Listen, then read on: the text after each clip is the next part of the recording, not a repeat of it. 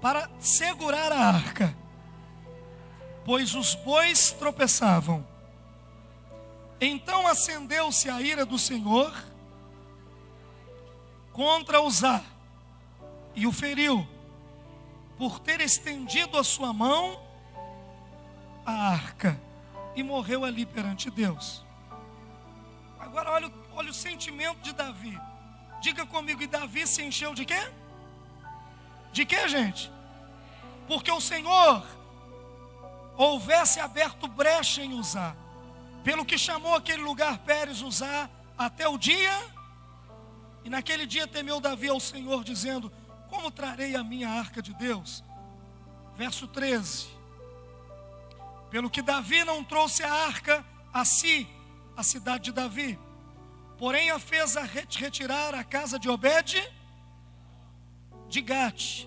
Assim ficou a arca de Deus com a família de Obed-edom, quanto tempo? Em sua casa. E o Senhor abençoou a casa de Obed-edom e tudo quanto possuía. Assente dando glória a Deus, por favor.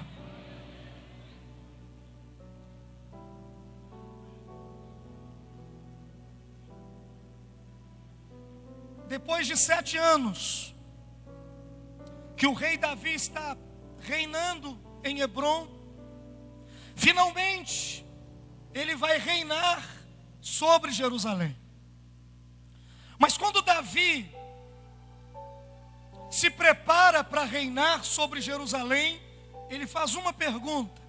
A pergunta que todos deveríamos fazer ao iniciar um projeto, ao fazer qualquer tipo de mudança ou tomar qualquer tipo de direção.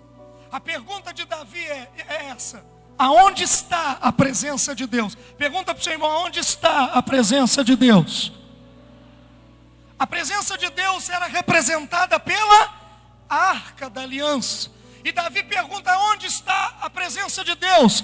Que ela não está aqui em Jerusalém. E ele descobre que o antigo rei, chamado Saul, durante 20 anos não se preocupou com a arca, pois num período distante, antigo, a arca tinha sido presa, cativa pelos filisteus. Os filisteus fizeram da arca um troféu, que depois, mais tarde, se transformou numa crise de ratos, hemorroidas e derrotas. E eles viram que eles não poderiam carregar a presença de Deus. Fala com o teu irmão: para carregar a presença de Deus tem que estar preparado. Fala com ele. Agora pergunta para ele: está preparado, varão? Quem está preparado, dá um glória a Deus aí. Os filisteus perceberam que era demais a arca para eles, e eles mandam de volta a arca para Bet-Semes. Em Bet-Semes, alguns homens, na verdade 50.070 homens, interessados em saber o que existia dentro da arca, abrem a arca, e 50.070 homens morrem só por olhar dentro da arca. E eles não ficam em Bet-Semes com a arca, manda ela para Kiriat Jearim, a casa de Abinadab, e colocam Eliezer, seu filho, como sacerdote para tomar conta da arca. Quem está pegando aí, levanta a mão, por favor. E a arca ficou na casa de Abinadab, diga comigo, 20 anos. Quanto tempo? Fala forte. Quanto tempo? E o incrível, que a arca não fez nada por ele em 20 anos. Nada. Por quê? Porque ele, do jeito que ele a recebeu, ele a guardou. E ela ficou nos porões de sua casa guardada. Tem pessoas aqui que já recebeu a presença de Deus, mas a presença de Deus não tem feito nada por você. Por quê? Muita gente colocou toda a presença que recebeu de Deus nos porões da sua vida, e tem medo de mexer com a presença de Deus, medo do sobrenatural. Deixa eu te dizer, quem vai morar no céu? Então você vai morar no sobrenatural. Olha para o teu irmão e diga: acostume com ele no labareda de fogo. Fala com ele. Deus vai despertar a glória dele na tua vida nessa manhã. Quem está entendendo, dá um glória a Deus. E Davi pergunta: onde está a arca? 20 anos ela está na casa de quem? Só que Abinadab tinha um problema. Ele não treinou os seus 3 filhos, Eliezer, Aiô e Uzá, a carregar a presença de quem? Quem é de Deus aqui, gente? Deixa eu ver. Então deixa eu te dizer uma coisa. Diga assim: para o ímpio a gente prega, para crente a gente treina. Vou dizer de novo. Ímpio, você prega. Crente, você treina. Pegou aí? Não adianta eu ficar pregando para crente, para ele receber o Espírito Santo. Eu já recebi. Você converteu, eu já converti. Para você ser cheio do Espírito Santo, eu já sou. Para você sair daquele pecado, eu já saí. Aí quando eu já falei de todos os pecados, eu invento mais um. Não passou esse, eu não tenho. Então agora tem, sai dele. Fala com o seu irmão: não dá para ficar colocando glória onde já tem glória. Fala com ele. Quem já está cheio da glória, levanta a mão assim. Então fala com o seu irmão: treina para usar essa glória. Diga para ele: treina para usar essa glória. Quem está entendendo? Dá uma glória a Deus. Diga assim: o ímpio a gente prega. Forte, vamos lá. O ímpio a gente prega. O crente a gente treina. Quem está entendendo? Dá uma glória a Deus aí. Eliezer não treinou Uzá, não treinou Aiô, e eles não sabem carregar a presença de quem?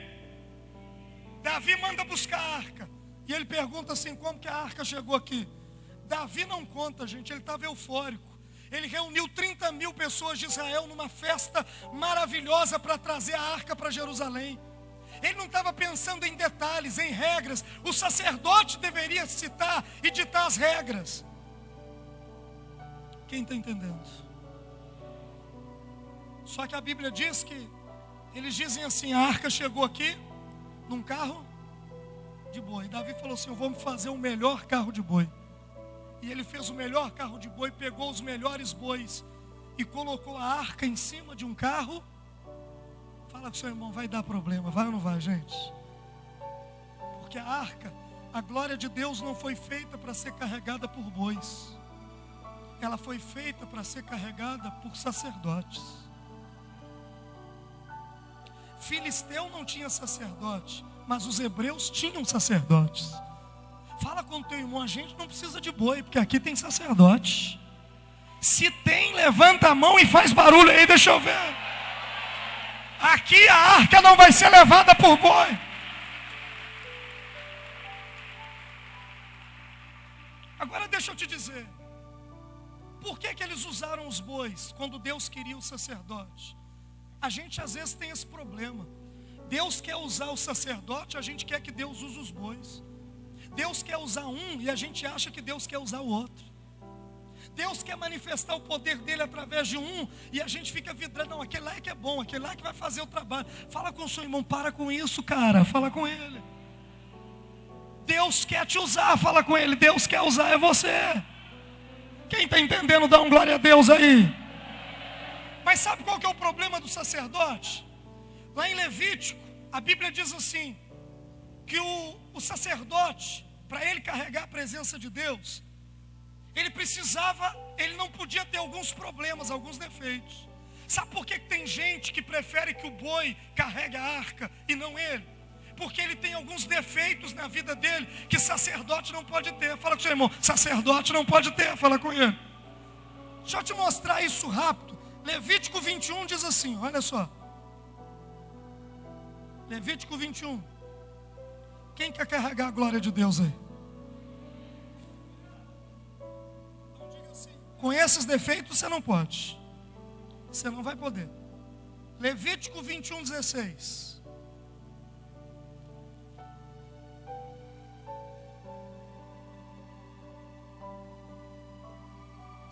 Posso ler, gente? Diz assim: fala Arão, dizendo: ninguém da tua semente, das tuas gerações, em quem houver algum defeito, se chegará na presença do seu Deus. Pois nenhum homem em quem houver alguma deformidade se chegará para oferecer o pão de seu Deus. Como homem, diga cego. O cego não podia carregar a arca. Quem está entendendo, dá uma glória a Deus. Quem é que não podia carregar a arca? Diga o cego. Diga lá o cego. Fala mais forte, diga o cego. Quem é o cego? O cego é o sacerdote, que ele não é guiado mais por aquilo que ele vê. Ele é guiado por aquilo que ele... Fala com o seu irmão, e nem todo barulho é de Deus. Um dia Moisés estava descendo do monte, ele e Josué, e havia um barulhão lá dentro do arraial. E aí Josué falou assim: tem festa no arraial. Aí Moisés parou e ouviu e disse: não, esse barulho não é nem de vencidos e nem de vencedores. Isto é apenas barulho. O que está ouvindo lá no arraial não tem nem vitória e nem derrota. Isso é apenas... Porque a gente faz barulho quando algo acontece de Deus no nosso meio. Josué era cego. Ele era guiado por quê? Pelo ouvido. Quando a gente perde a visão, quando uma pessoa perde a visão, ela desenvolve então ela é guiada por aquilo que ela ouve. Fala com o seu irmão, cuidado com aquilo que você ouve, porque nem tudo que você ouve é Deus falando. Tem alguém entendendo aí? Pelo amor de Deus, reage. Quem está entendendo, dá um glória a Deus. Um cego disse: Jesus não pode guiar outro cego. Então fala com o seu irmão, sacerdote cego não. Fala com ele, sacerdote cego não. Sacerdote cego. Segundo, o coxo, diga o coxo. Deus falou assim: o coxo não pode carregar a minha presença. Por quê? Coxo é o camarada que tem perna, mas não anda. A vida dele está parada. Ele não cresce, ele não desenvolve, ele não muda de posição. Tudo que Deus criou, ele criou em movimento. A Bíblia diz que em Gênesis tudo estava uma desgraça, mas o Espírito de Deus se movia sobre a face da terra. Deus continua se movendo. Deus não fica parado nem um minuto. Quem está entendendo, dá glória a Deus aí.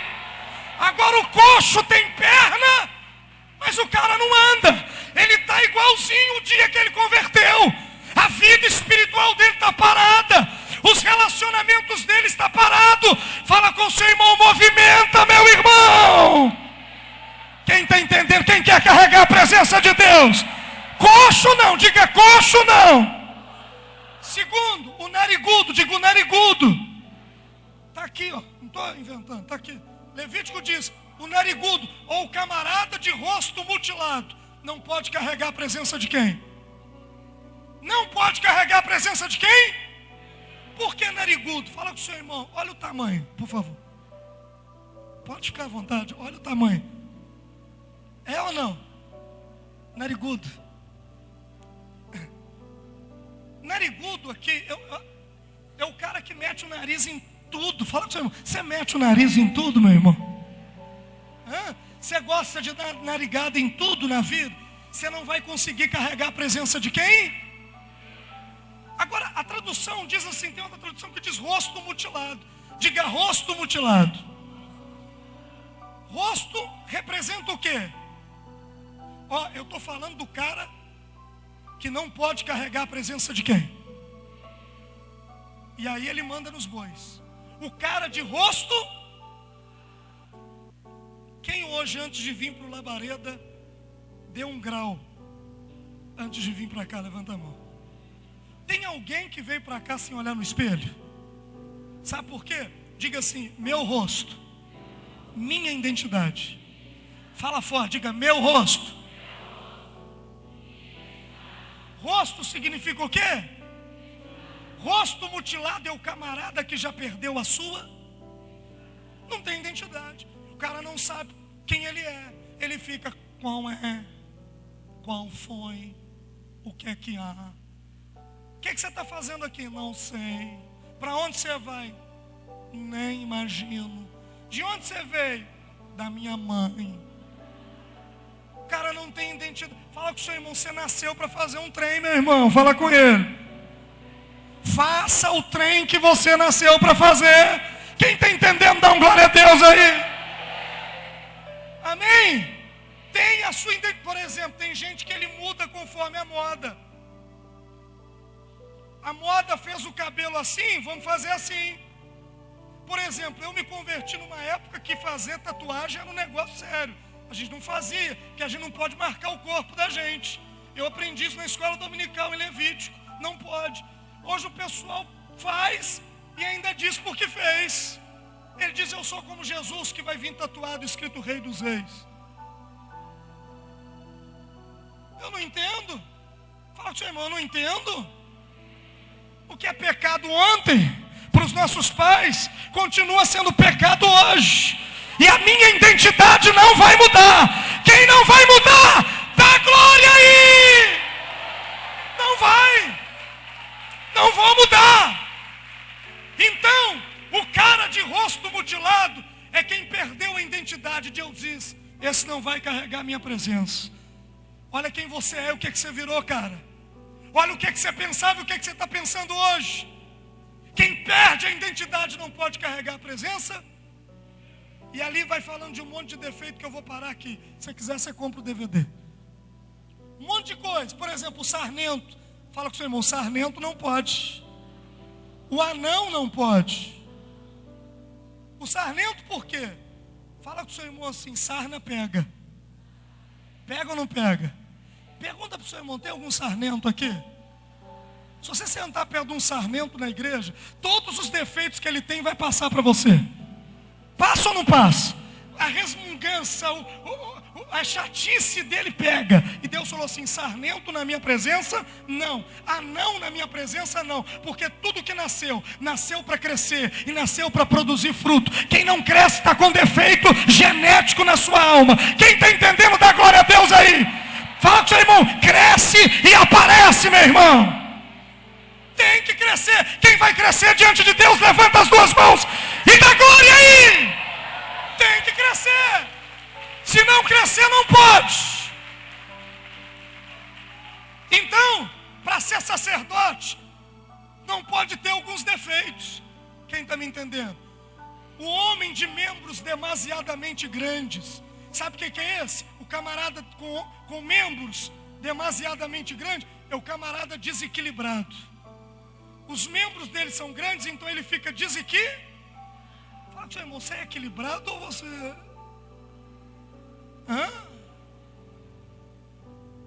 Um dia eu pregando, e eu pus o pé em cima do altar. E aí uma irmã veio e me deu um tapa em cima do pé, e eu não entendi. Eu falei: o que foi, irmã? Ela disse: o senhor não viu o que o senhor fez? Eu falei: o que eu achei que tinha julgado alguma coisa, quebrado alguma coisa. Eu falei: não vi. Ela disse: tem um anjo e o senhor acaba de pisar na asa dele. E eu disse para ela: terra para Marte. Terra, ela estava em Marte e eu na terra. Terra para Marte. Fala com o seu irmão: não seja desequilibrado. Porque o desequilibrado não pode ser sacerdote, não pode carregar a arca. Entendeu por que os filisteus colocou a arca num carro de boi? Porque eles não tinham sacerdote.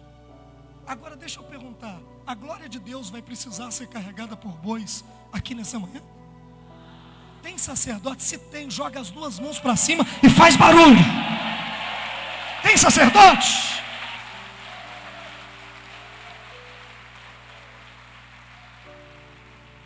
Continua que nós temos que chegar na casa de Obed-edom. E eles vão levando os bois. Quem é que está puxando o carro? De Gaiô e Uzá. Na frente o carro de boi atrás e Davi dançando. Davi estava dançando a uma determinada distância da arca, porque eles não podiam andar junto à arca, a não ser o sacerdote. Na verdade já estava uma bagunça aquele negócio. E de repente os bois tropeçam. E quando os bois tropeçam, Uzá, que ninguém conhecia, ninguém sabia quem era, pensou consigo mesmo.